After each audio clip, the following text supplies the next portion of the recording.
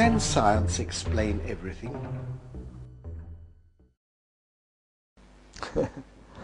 Well, if you ask whether science can explain everything, then first of all you have to ask, well, which science do you mean? And if you identify science with one particular natural science, then certainly it cannot explain everything, because, for example, biology cannot explain everything that the chemist or the physicist or the medical researcher can explain. If you mean by science all the empirical natural sciences like chemistry, physics, medical research, biology, genetics, and so on, then if you put them all together, they certainly cannot explain everything, because there are fields of other disciplines which are not, in that sense, natural sciences. So, for example, mathematics and mathematical laws are not explained by these empirical sciences. So then if you say, well, also I count mathematics under these sciences, and computer sciences, and programming, and all of that, and do all of these sciences put together, can they explain everything? Then I would say certainly not, because there are sciences such as humanistic sciences, or philosophy, psychology, literary studies, art, which explain many things which all these sciences put together cannot explain.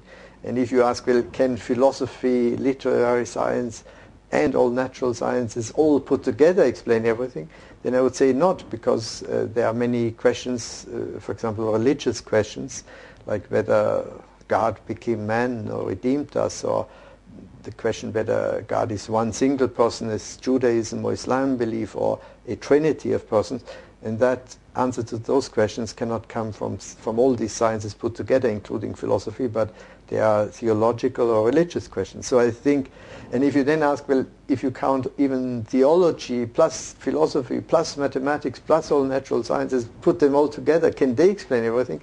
Then I would say certainly not, because in each of these fields, the scientists who are competent to answer the questions that arise in that field, countless questions are unanswerable by these scientists or by philosophers. Philosophical questions, many are unanswered by philosophers, and theologians don't comprehend all that is to know about God. So I would say human knowledge is limited, and even all sciences of man put together cannot explain everything, but only some things. And if they explain the things they can explain, and do not pretend explanations which are false, then we are already in good shape. And we know a lot, but we know also the limits of what we know, and above all, the scientists, the natural scientists, understand that there are many questions regarding their own area of investigation, for example, evolution, which they cannot answer by means of their methods, but where they need the help of some others, like philosophers. Philosophy and evolution. Well, there are many aspects of the theory of evolution which of course are scientific hypotheses or have to be argued for or against it by means of the methods of natural science. But there are many questions that regard philosophy. First of all, the ultimate and first cause of the genesis of the universe, the origin of the universe, which involves also the question of whether or not God exists, whether matter could produce the whole universe. And that's a purely philosophical, metaphysical question on which natural science by its essence cannot say anything with its empirical methods. Or the question of whether the spirit of man, the soul of man, is distinct from the body and therefore can never be explained in terms of evolution. Or even the question, what is the nature of evolution? What do we mean by that term really? Do we perhaps mean entirely different things when we say evolution? And these conceptual analysis of the meaning of the term evolution also is a philosophical task. So I think the problem of evolution has as much to do with philosophy as it has to do with natural science and biology. How does evolution impact on our knowledge of man? Well, if you ask how does evolution impact on our knowledge of man, we of course assume that evolution is a fact, because otherwise it would impact on our wrong conceptions of man rather than of our knowledge of man. But I think, and I do think, that the theory of evolution, at least in its Darwinian and neo-Darwinian sense, in its atheistic and materialistic form, is does not enhance our knowledge of man, but rather our great erroneous conceptions regarding man, believing that man is just a product of some processes and developments of beings below the person, like animals or plants, or even matter and physical explosions like Big Bangs and so on. And that, I think, is a profoundly erroneous conception of the origin of man, because the origin of man, if man possesses a spiritual, rational soul and the nature of a person, then the only sufficient cause of man can be a divine spirit and creator and omnipotent being who creates the soul from nothing. And in each man, even the parental genetic information given through in conception or in generation of a new child can never explain that indivisible, free, rational, spiritual being of their child. So I think not just evolution cannot explain the new person, but also parents cannot explain the new person, because the new person requires this spiritual, rational soul that can only be created by a cause completely distinct from nature, because no biological processes could give rise to freedom in their product. So I think it's one of the most fantastic effects of creation, to create a being that is wholly created and dependent on another cause, and yet free. And no cell, not even an archangel, could create a free child. What is life? Well, when you think that life is the product of evolution and of some Big Bang that gives rise from non-living material substances to living organisms, then I think you fail to see the essential difference and newness of life, which expresses itself in such faculties as nutrition and metabolism, in growth, in propagation and in generation of new individuals of the same species, in the regeneration of missing, of wounded parts, and so on. And if you look at those wonders of living things, which we take for granted but which we should be amazed by, then I think we see that all the laws of physics can never explain them. On the contrary, like Schrödinger, the Nobel Prize winner, said, in life we find not the laws of entropy, one of the fundamental laws of physics, the second law of entropy, the transformation into lower and lower forms of energy until warmth energy, but we find the opposite. We find negentropy. We find the building of new complexities and orders from more primitive stages of the living organism. And therefore, life requires a completely new principle that accounts for these miracles of life. And of course the animal life requires even more, something like an animal soul, a sensitive soul, as Aristotle or Thomas Aquinas called it, that accounts for instincts, for memory, for perceptions, for pain, for suffering, for pleasure, and so on. And then when we come to the rational human life, then I think it requires a completely new principle again, namely a rational, spiritual human soul. Evolution, abortion, and euthanasia. Well, of course, if you look at the consequences of an atheistic and materialistic evolutionism for such questions as abortion or euthanasia, I think also of brain death, which is a notion I personally critically reject, the identification of the irreversible dysfunctionality of the brain with death. But of course then it has very many consequences also for ethics and for law, because to conceive of the embryo as a person, or to understand the embryo, the unborn human being, as a person whom we must not kill in abortion, requires that we do not reduce human personhood to an epiphenomenon or to a product of a later evolution of these cells. So I think if we have no notion of the person primarily being constituted by the soul and by the spiritual being that may awaken but exists already when it's still asleep and dormant like in the embryo, then it's very difficult to defend the dignity of that first conceived child. So I think with the materialistic evolutionist conception of man, you are very easily drawn to defend abortion or to defend euthanasia and to deny the personhood of man, of those people in whose life we cannot see the signs of their personhood and rationality, because there is no concept of soul, there's no concept really of person. Man is in some way a product of biological developments, and therefore before these develop to a certain stage there is no person, and after they dysfunction in the aging or in the comatose, there is no person either. So you can, so to speak, eliminate those human beings which are not persons, and therefore I think the philosophy of man and the understanding that the human being cannot be reduced to the brain nor to a product of evolution is decisive as foundation of rejecting such actions as abortion or euthanasia. What about the problem of evil in the world?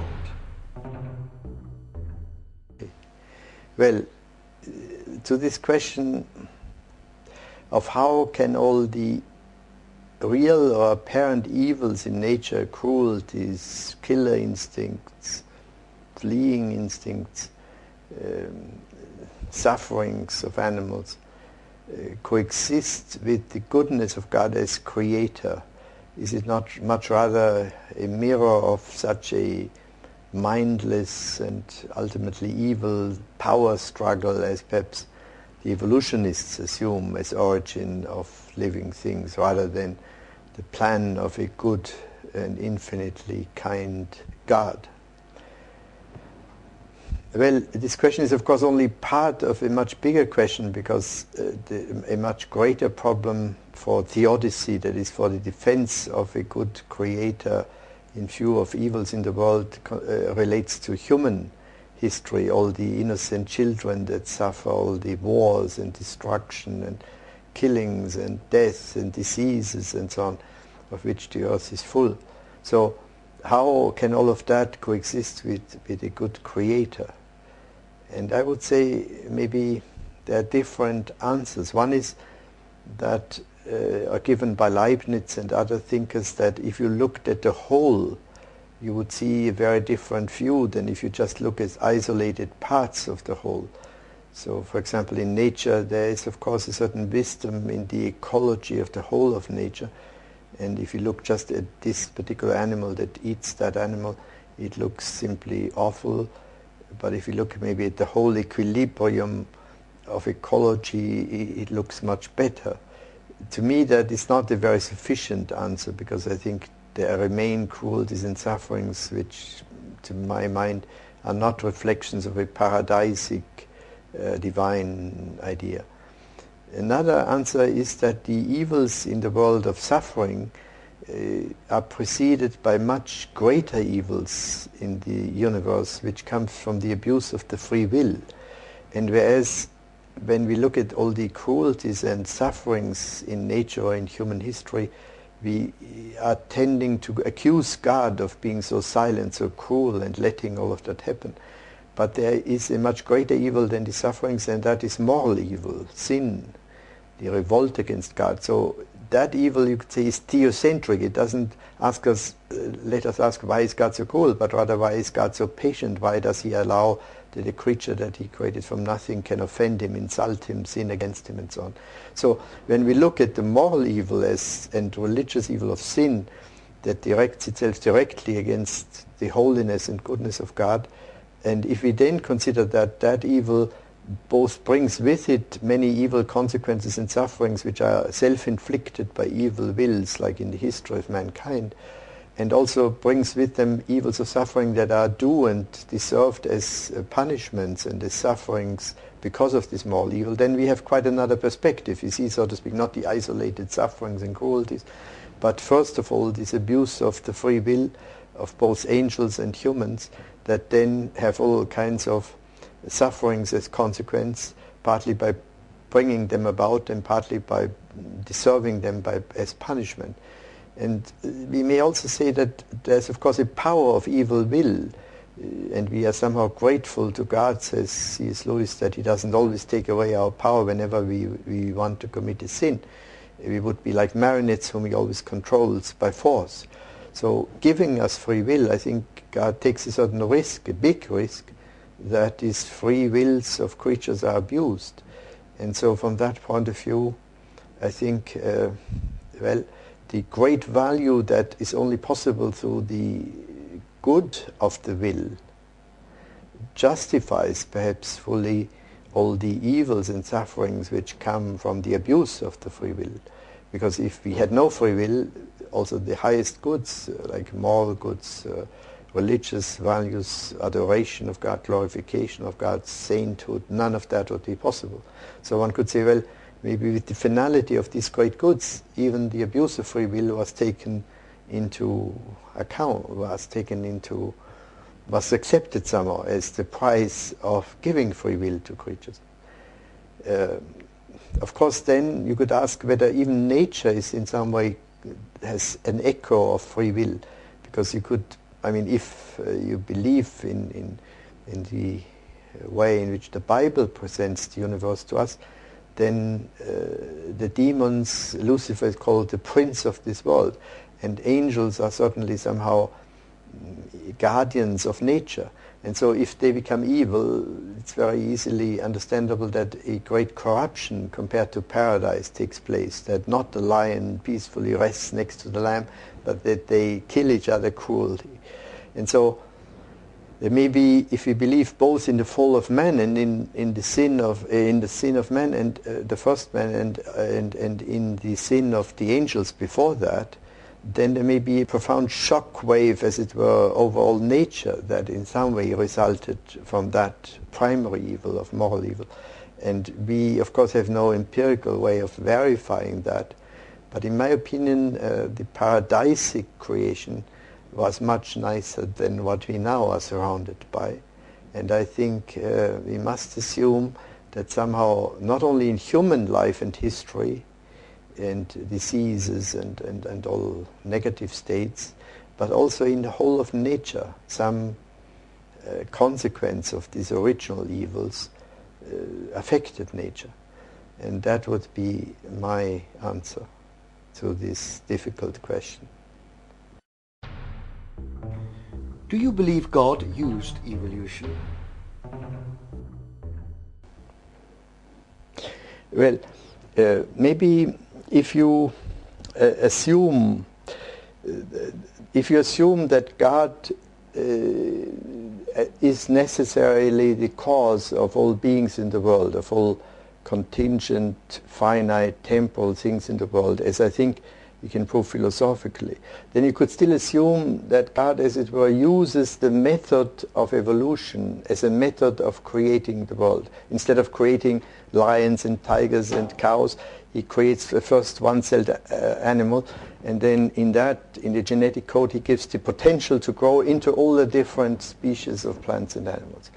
Then I think, well, you could understand different things. First of all, you could understand that he uses here chance and nature and explosions and millions of years of, so to speak, mistaken products that by chance never form even one single molecule, because I think there is an improbability of 1 to the hundreds or thousands of power that from accident even one single molecule of a living organism would form by chance.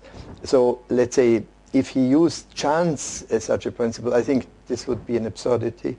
First of all, because an intelligent creator doesn't use such silly principles, and secondly, it would create billions of mistaken molecules, billions of monstrous animals or even no animals, and bones and chaos, and then there would be one meaningful form. So I think if you look at nature, none of that we find. We find an extremely regular and well-constructed nature where maybe exceptionally some monstrous formation takes place, but not at all as a rule.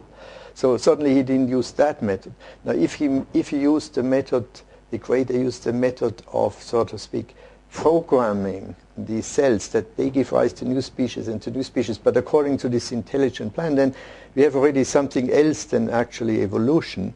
But even then I think we would have to find all these transitional species from which the others grew, because they cannot jump from a giraffe to an elephant. So you would have to find, so to speak, all the intermediate stages between the giraffe and the elephant. And I don't think in the paleontology and history of life on the Earth you find anything that indicates that. You find some, like between wolves and hyenas and dogs, some intermediate similar creatures, but none of that is in any way a proof of evolution. So I think the facts of science do in no way confirm such a universal hypothesis as Darwin introduced. And he even went so far as to say that if one single link was missing between two species, his whole theory would collapse. So he assumed like a continuous line where all the intermediate phases are covered by, and I think that's in no way the fact. And some interesting new findings of biologists working with mathematicians and with technological scientists found something very interesting, that even between two species that morphologically could easily be explained by evolution because they almost look like the same, we find, for example, between these different species of bacteria totally different technological systems of movement. For example, the one has an ingenious system of swimming that is totally different from the system of swimming of the neighboring and almost identical, morphologically almost identical other species of bacteria. And so you would not just have to explain how all these morphe, how all these forms of the animals proceed by evolution, but also how these totally different ideas and concepts of their motility, of their instruments of motion, how that could be explained by evolution. And for example, in this case, it can in no way be explained by evolution because it's like a totally different idea of an engineer who has two different systems of how things can move. And so I think there's no sign that, so to speak, would prove that God uses the evolution of all species as method of creation. And if he can create a seraphim, then he certainly can create a different species of animals. I mean, if we believe there is no omnipotent God, then of course we need to have some explosions or something to explain how they came about. But if everything is the work of an intelligent creator, I don't think we need such a poor idea as this evolution.